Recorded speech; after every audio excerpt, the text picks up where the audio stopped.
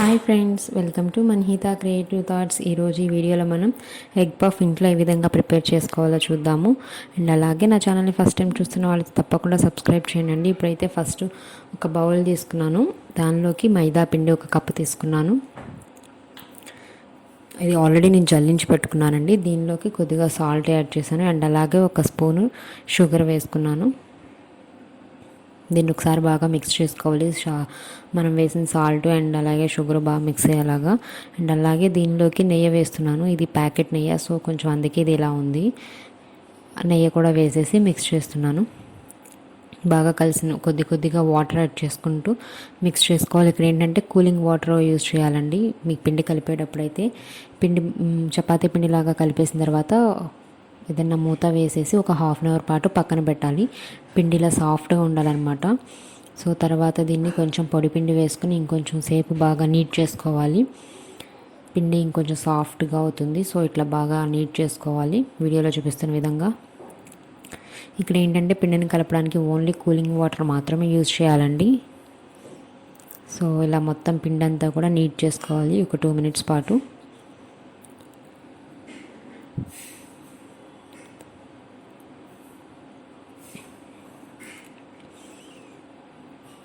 And అలాగే నా ఛానల్ని కనుక మొదటిసారిగా చూస్తున్నట్లయితే తప్పకుండా లైక్ చేయండి, షేర్ చేయండి, సబ్స్క్రైబ్ చేయడం మాత్రం మర్చిపోకండి. అండ్ అలాగే పక్కనే ఉన్న బెల్ ఐకాన్ని క్లిక్ చేయండి. ఇలా చేయడం వల్ల నేను అప్లోడ్ చేసే ప్రతి వీడియో నేరుగా మీ వరకు వస్తుంది. ఇది పిండి ఇలా చేసేసుకున్న తర్వాత దీనికి బాగా ఇలా ప్రెస్ చేస్తూ కలుపుకోవాలి. తర్వాత ఏంటంటే చూసారు కదా, పిండి ఇలా సాగుతున్నట్టు రావాలన్నమాట. మనకప్పుడు పిండి పర్ఫెక్ట్గా ఉన్నట్టు చక్కగా సాగుతూ వస్తుంది కదా. పిండి సాఫ్ట్గా చాలా స్మూత్గా ఉంది. ఇప్పుడు పొడి పిండి కొంచెం ఎక్కువగా యాడ్ చేసుకుంటూ దీనికి ఒక షేప్ తీసుకురావాలి. అంటే స్క్వేర్ షేప్ కానీ ఓవెల్ షేప్ కానీ తీసుకురావాల్సి ఉంటుంది.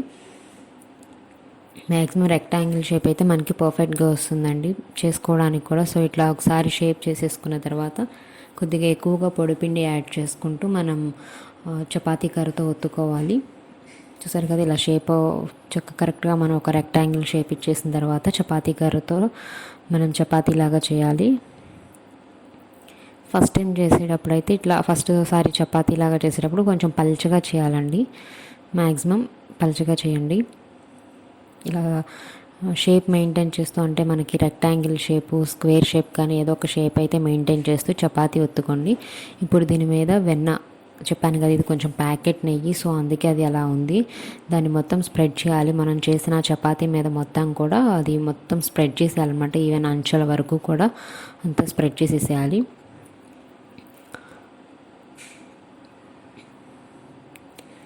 ఇదేంటంటే ఇట్లా చేసుకునే ప్రాసెస్ ఫోల్డ్ చేసే పద్ధతి అయితే ఒక 4 times చేస్తే బాగుంటుందండి.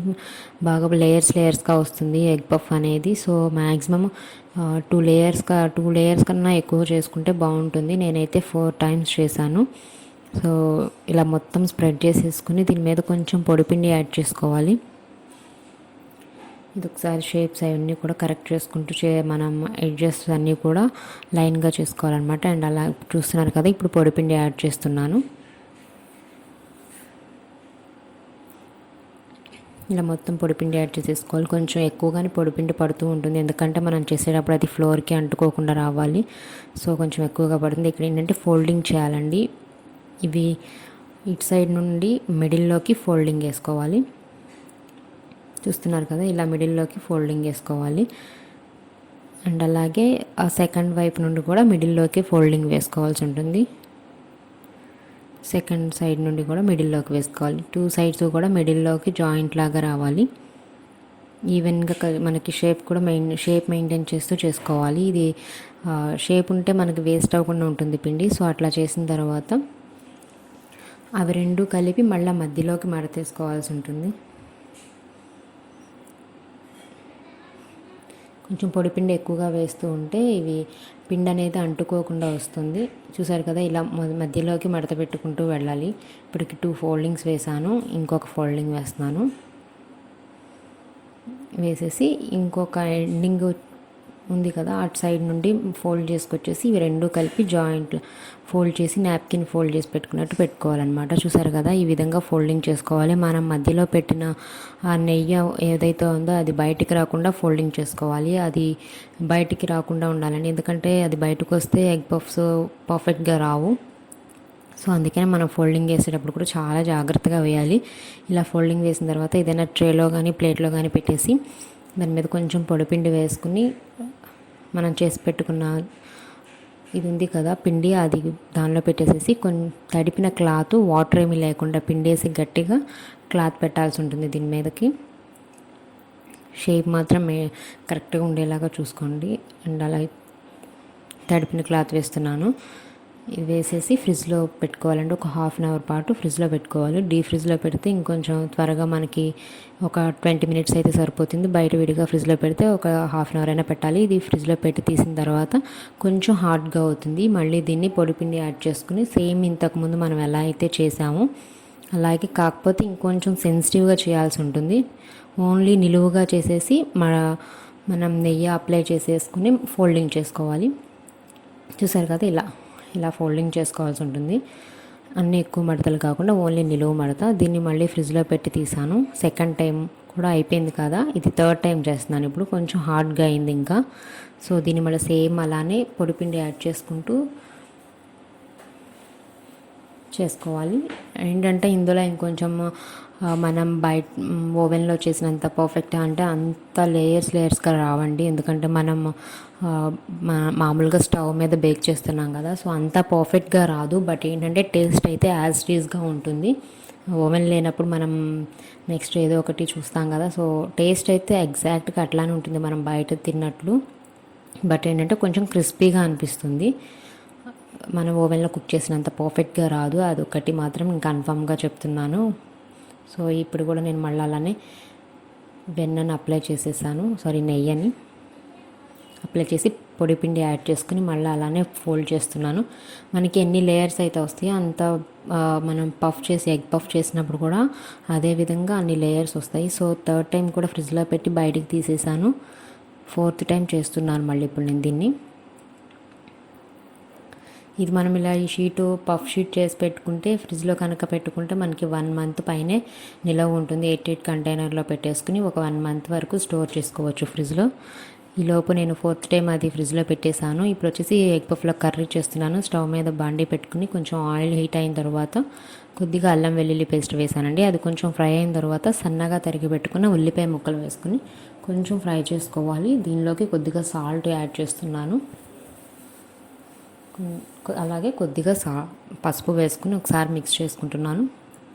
కొద్దిగా కారం అండ్ అలాగే కొద్దిగా గరం మసాలా ఇవన్నీ వేసేసుకుని ఒకసారి బాగా కలిపేసి మూత పెట్టుకుని ఒక 2 మినిట్స్ మగ్గించిన తర్వాత కొద్దిగా వాటర్ యాడ్ చేసుకుని కొంచెం మనకి గ్రేవీ ఉల్లిపాయ ముక్కలు కొంచెం మెత్తగా అయ్యేలా కుక్ చేసుకోవాలి. ఇది వచ్చేసి ఫోర్త్ టైం కూడా ఫోల్డ్ చేసేసి ఫ్రిడ్జ్లో పెట్టి తీసిన తర్వాత కొంచెం హార్డ్గా ఉంటుందండి. మనం పొడిపిండి యాడ్ చేసుకుంటూ చేసుకోవాలి. ఎక్కువ బలంగా అయితే చేయొద్దు, లేయర్స్ అన్నీ కూడా కలిసిపోతాయి. అప్పుడు మనకి ఏంటంటే పఫ్ లేయర్స్గా రాదు. సో అందుకని చెప్తున్నాను, ఎక్కువ ప్రెషర్ పెట్టి వత్తొద్దు. సో దీన్ని ఇట్లా చేసుకున్న తర్వాత మధ్యలోకి కట్ చేసేస్తున్నానండి, ఎందుకంటే ఒక హాఫ్ పార్ట్తోనే నేను ఇప్పుడు ఎగ్ పఫ్లు అనేవి చేస్తున్నాను. ఇంకొక హాఫ్ పార్ట్ ఏమో ఫ్రిడ్జ్లో స్టోర్ చేసుకుంటున్నాను. చూసారు కదా, మనకి మధ్యలో పెట్టిన నెయ్యి వలన మనకి చక్కగా లేయర్స్గా కనిపిస్తూ ఉంది. సో ఒక పార్ట్ ఏమో నేను ఫ్రిడ్జ్లో స్టోర్ చేసేసుకున్నాను అండ్ ఇంకొక పార్ట్ని చపాతీలా కొంచెం పెద్దగా స్క్వేర్ షేప్లోకి వత్తుకుంటున్నాను. ఎక్కువ ప్రెషర్ పెట్టకుండా చేయాలండి. సో వీడియోలో చూపిస్తున్న విధంగా చేస్తే సరిపోతుంది.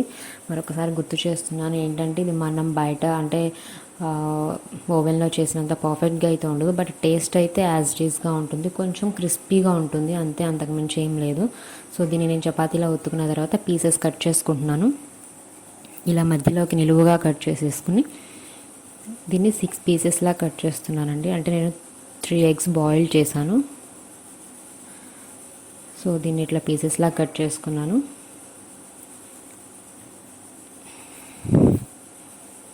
వీటిలో మనం బాయిల్ చేసుకున్న ఎగ్స్ని నిలువుగా కట్ చేసుకుని దాని మీద కొద్దిగా సాల్ట్ అండ్ అలాగే కొద్దిగా కారము యాడ్ చేసుకొని ఒకసారి లైట్గా స్ప్రింకిల్ చేసుకోవాలి. మీకు కావాలనుకుంటే కొంచెం పెప్పర్ పౌడర్ కూడా వేసుకోవచ్చు, బట్ నేను వేయలేదండి పెప్పరు.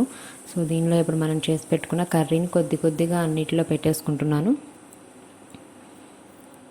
అన్నిట్లో ఈవెన్గా పెట్టేసుకుని నెక్స్ట్ ఏంటంటే ఎగ్స్ మనం బాయిల్ చేసి రెడీ చేసుకున్న ఎగ్స్ ఉన్నాయి కదా, వాటిని కూడా పెట్టేసి కర్రీలోకి అలా కొంచెం ప్రెస్ చేసినట్టు పెట్టేయాలి.